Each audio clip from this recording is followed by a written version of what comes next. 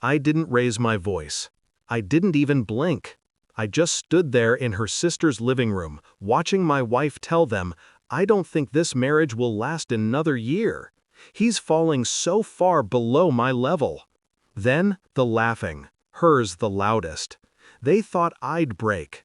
Instead, I smiled and said, "Why wait a year? Let's end it now."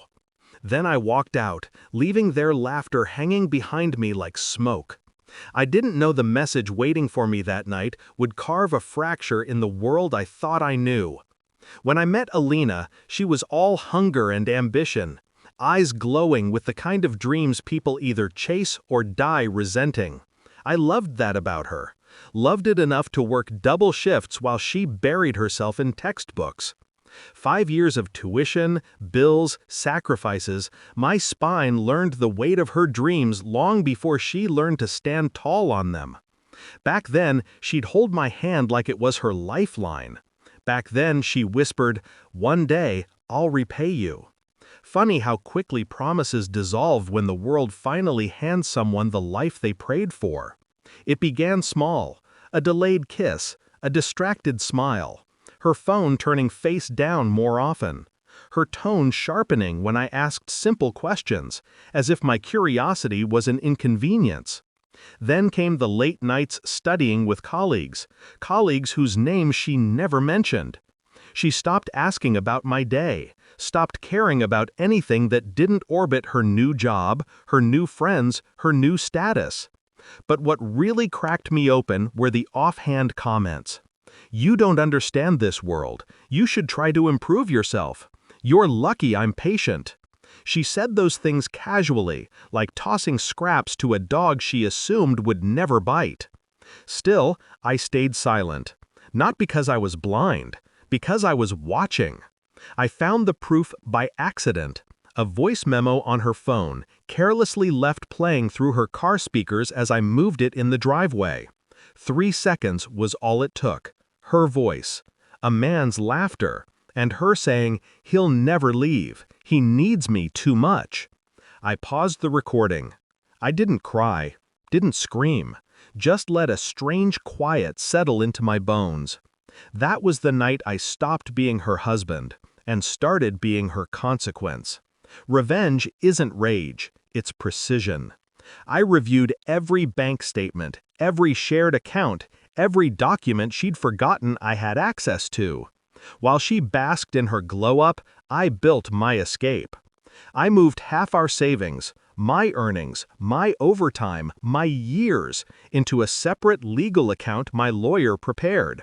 Perfectly legitimate, perfectly timed. Then I canceled the credit card she used most. Not immediately.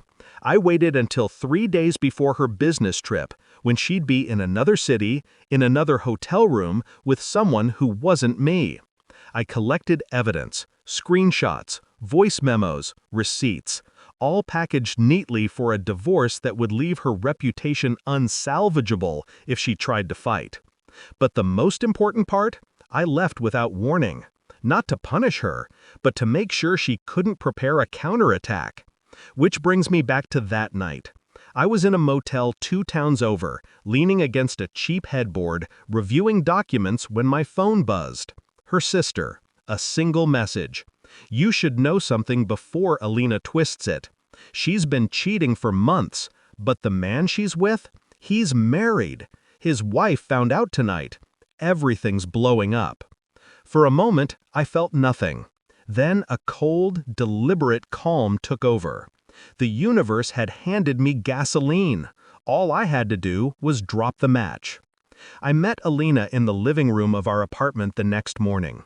Her eyes were swollen, fear, not remorse. "Why did you leave?" she whispered. I placed the folder on the table.